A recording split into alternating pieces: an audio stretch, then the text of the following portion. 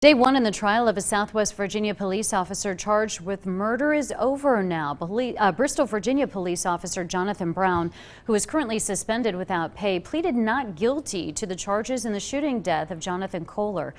Those charges include murder, the use of a firearm in the commission of murder, and malicious shooting into an occupied vehicle.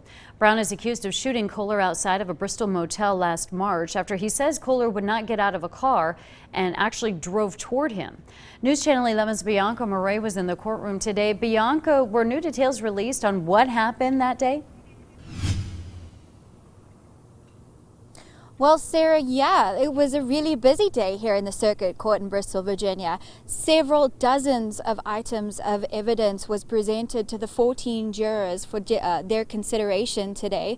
Many witnesses, experts, and investigators were interviewed and cross-examined by the defense as well as the Commonwealth's attorney. Now, Brown is represented by Heather Howard of Jesse, Reed, and Howard in Abingdon. Her argument today was clear. Brown acted in self-defense and investigators didn't do their job right, she says. Evidence presented showed Jonathan Kohler being told by police to remain in his vehicle in the parking lot in the early hours of March 30th, 2021, when he tried to leave and drove towards officers.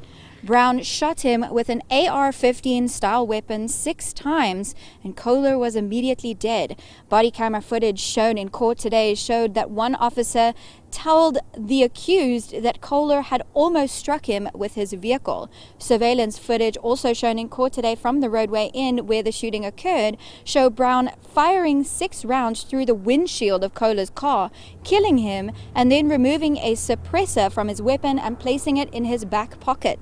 Investigators obtained warrants to get their hands on that suppressor, and Brown handed it over to them. Now, further evidence showed that the victim had fired 5 rounds from his parked car before the police showed up, prompting several calls to 911 reporting shots fired, making investigators and police think that it was an active shooting investigation. Now, investigators confirmed that there were text messages exchanged between Kohler and his girlfriend, threatening shots upon the hotel, but there is still plenty more that the prosecution will have to prove that Jonathan Brown is guilty.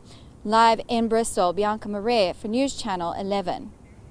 And Brown's trial continues tomorrow. We'll have coverage on the air and on WJHL.com.